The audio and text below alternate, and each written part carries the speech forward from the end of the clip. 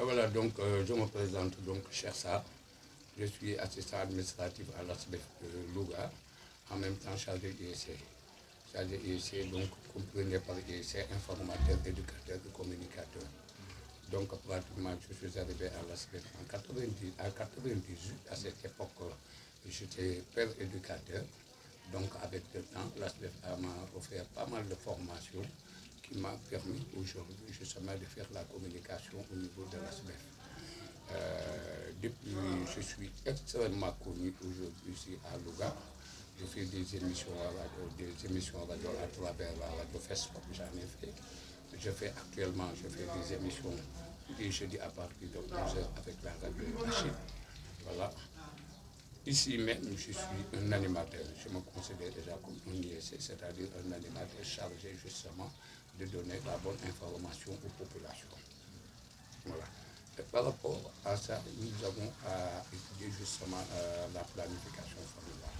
Parce que par rapport à la planification familiale, il faut que les gens sachent que la planification familiale, c'est des composantes.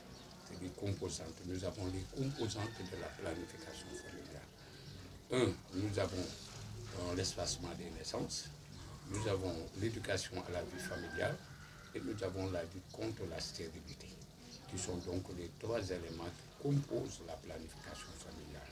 Je profite de cette occasion pour dire que la planification familiale ne se limite pas seulement à l'espacement des naissances. Par rapport à la planification familiale, nous avons la lutte contre la stérilité, l'espacement des naissances. Et par rapport à l'espacement des naissances, cela est orienté, on oriente cela sur les femmes mariées.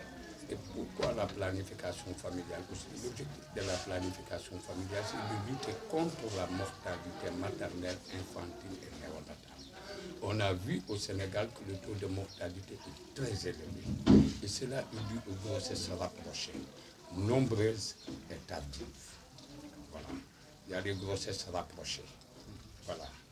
Il y a les grossesses nombreuses. Et nous avons les grossesses tardives.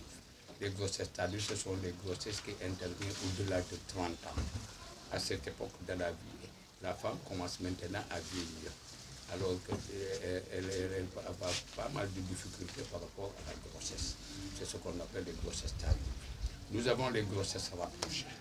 Voilà. Ensuite, qui intervient par exemple tous les ans ou bien tous les 6 mois ou bien tous les ans. Nous avons les grossesses nombreuses. Et pour lutter par rapport à la planification, et pour lutter par rapport à la mortalité maternelle, l'arme que nous avons, c'est la planification familiale.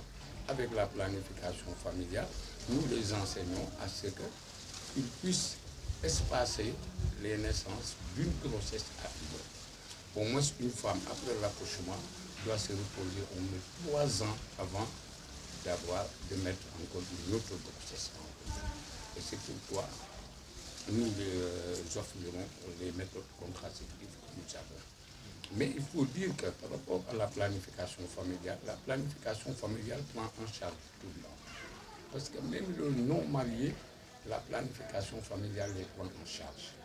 Et par rapport au non-marié, la première méthode de planification familiale, c'est l'abstinence. Parce que l'abstinence, c'est la méthode la plus sûre, la plus efficace, garantie à 100%. Comprenez tout simplement que nul n'a le droit de faire des rapports sexuels en dehors du mariage, que tu sois jeune ou adulte, que nul n'a le droit de faire des rapports sexuels en dehors du mariage, que tu sois jeune ou adulte. Et c'est ça ce que la planification familiale dit. Voilà. Donc il faut que les gens aussi sachent que la planification familiale prend en charge les non-mariés, les célibataires, que tu sois adulte, que tu sois jeune. La première méthode de planification familiale efficace, garantie à 100%, parce que les autres méthodes que nous avons, les méthodes de planification familiale que nous avons, c'est des méthodes qui ne sont pas garanties à 100%. C'est des méthodes. Le préservatif n'est pas garanti à 100%. L'injectable que vous voyez ici n'est pas garanti à 100%. Vous avez ici le condom féminin qui n'est pas garanti à 100%. Parce que nous avons un échec. Nous avons les DU. le dispositif intra-utérin, il n'est pas aussi garanti à 100%. Donc, et quand on dit que les produits ne sont pas garantis à 100%, vous avez vu, il y a la pilule. La pilule aussi, c'est des comprimés qui ne sont pas garantis à 100%. Et quand il n'y a pas garantie, il y a un taux d'échec. Et quand il y a un taux d'échec, ça peut mener à une grossesse. Donc, à chaque fois, je dis par rapport à mes exposés, de faire très attention aux méthodes contraceptives. Quand nous avons, par exemple, en face de nous une femme qui est à risque, c'est-à-dire une femme dont la sage-femme a constaté que c'est une femme qui ne doit plus avoir de grossesse. Voilà. Quand elle se présente ici, on est obligé de lui offrir ce qu'on appelle les méthodes définitives.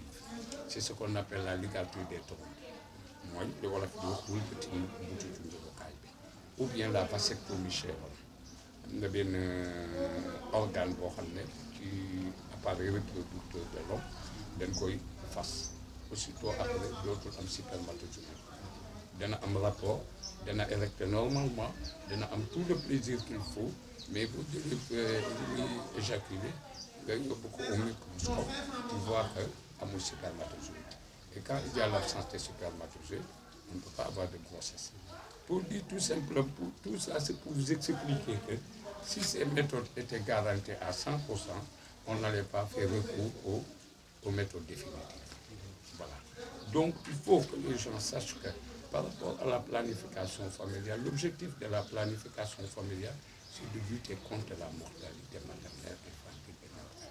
Au Sénégal, ici comme ailleurs, le taux de mortalité est très élevé. Tous les 4 heures de temps, il y a une femme qui a des complications liées à la grossesse, à la grossesse ou bien à l'accouchement. Chaque 4 heures de temps, on a une femme qui a des complications liées à la grossesse ou bien à l'accouchement. Mais avec la planification familiale, on a eu des résultats. On a vu que les femmes commencent maintenant à se reposer carrément d'une grossesse à l'autre. On a vu que les résultats, quand même, à l'heure actuelle, on a eu des solutions quand même par rapport à ça. Et c'est l'objectif de la planification familiale.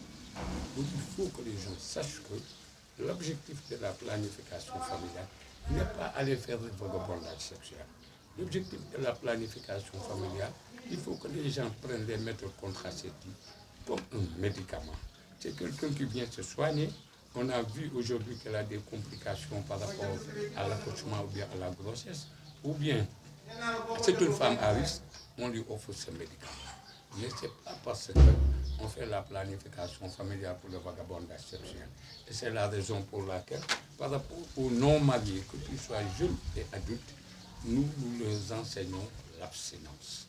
Que tu sois jeune ou adulte, personne n'a le droit de faire un rapport. Parce qu'un rapport présente beaucoup de risques. Avec un rapport, une grossesse peut survenir. Et par rapport à cette grossesse, ça peut aboutir à l'avortement. Et après l'avortement, vous savez que il y a les prisons, il y a l'éclatement de la famille, les mariages forcés. Parce que moi, je peux faire un rapport. À travers ce rapport, il y a une grossesse, alors que les parents sont obligés de me donner cette femme, alors que même il n'y avait pas l'amour que je voulais réellement. Donc tout ça mène à des situations très compliquées et c'est la raison pour laquelle aujourd'hui, il faut que les gens sachent que par rapport à la planification familiale, il y a un objectif. On a vu que le taux de mortalité est très élevé. Donc par rapport aux méthodes, nous cherchons toujours à ce que les femmes puissent se reposer d'une grossesse à une autre.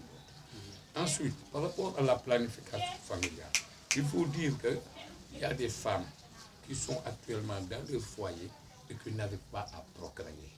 C'est la stérilité. Il y a des femmes stériles. Et la planification familiale les prend en charge, les accompagne, les soigne jusqu'à ce qu'elles puissent produire.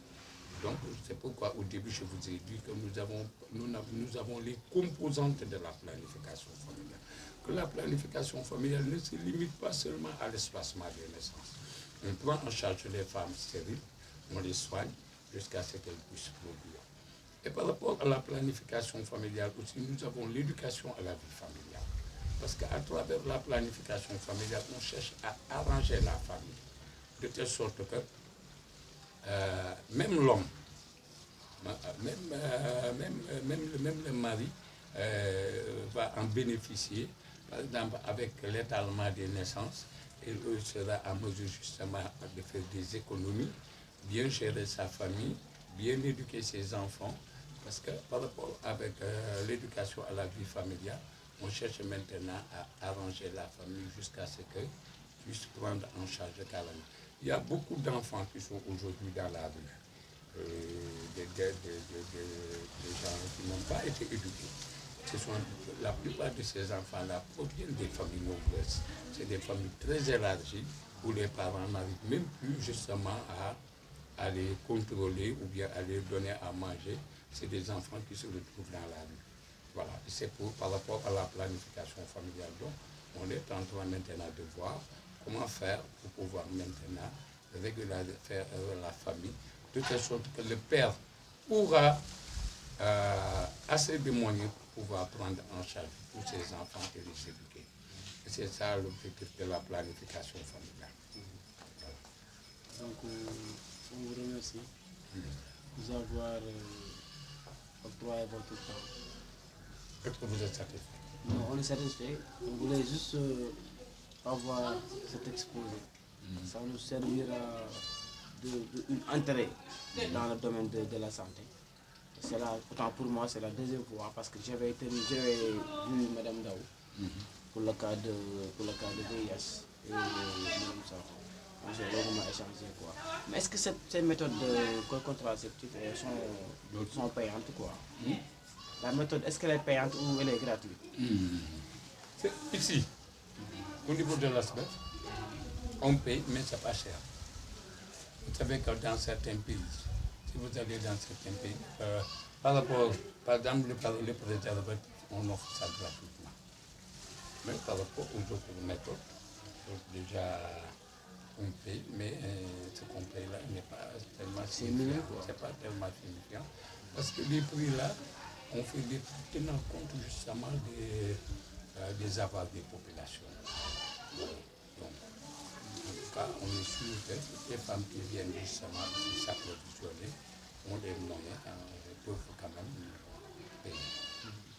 Mais quelle est la tranche d'âge? La tranche d'âge qui vient souvent? À partir de 18 ans, à partir de 18 ans, à partir de 18 ans, à partir de 18 ans. Donc en deçà, à partir de 18 ans, dès que la femme commence à se marier, en tout cas, l'âge du mari et l'âge du mari à 18 ans, c'est bon. Donc à partir de 18 ans, il y a des jeunes couples là, quand elles viennent de se marier, elles peuvent prendre une méthode, attendre au moins 1 an, 2 ans pour pouvoir mettre une grossesse en route, le temps de mieux se connaître. Vous voyez.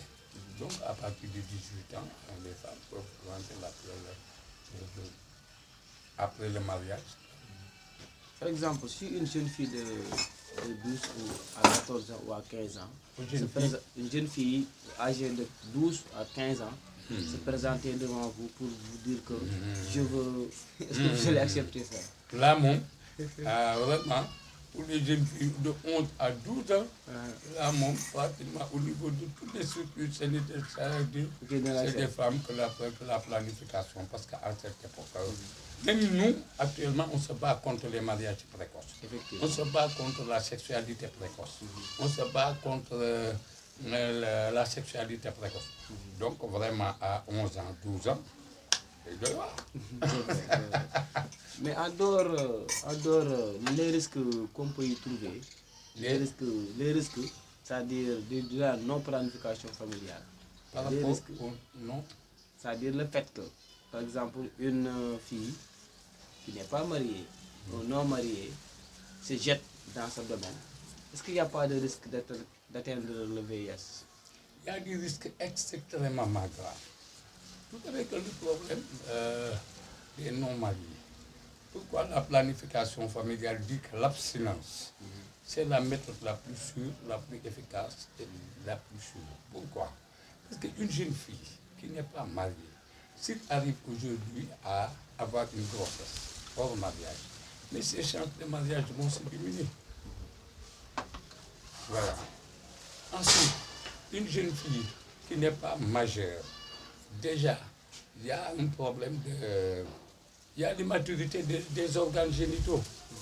Il y a les organes là, ce sont des organes immatures. Voilà. Il y a l'immaturité des organes génitaux.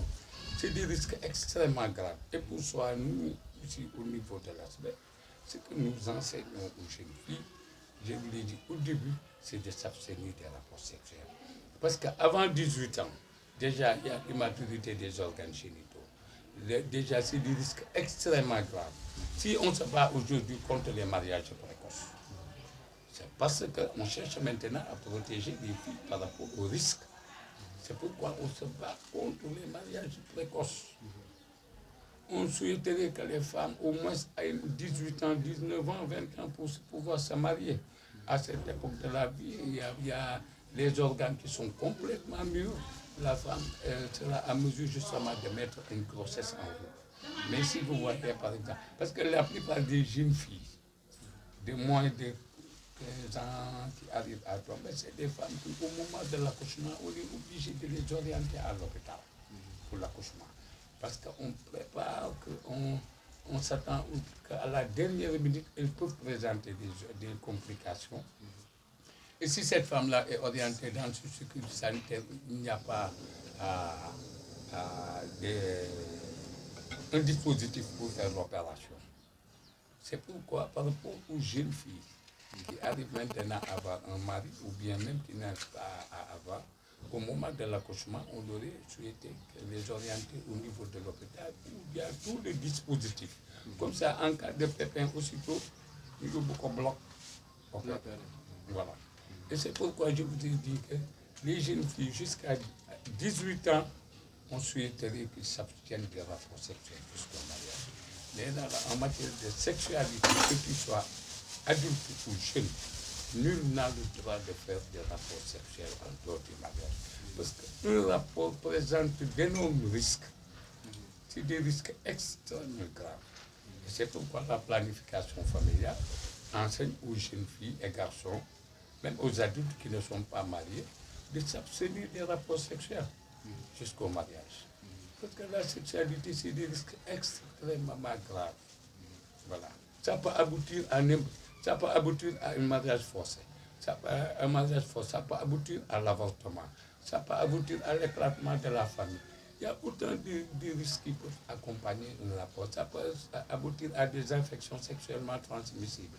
C'est des risques. C'est pourquoi, par rapport à la sexualité, il est préférable d'attendre le mariage pour pouvoir le faire. Voilà. Je pense que vous avez tout dit. On vous remercie d'avoir pris votre temps et on vous souhaite une très bonne continuation et de passer une très belle journée. Merci beaucoup. Merci bien. Qui m'a dit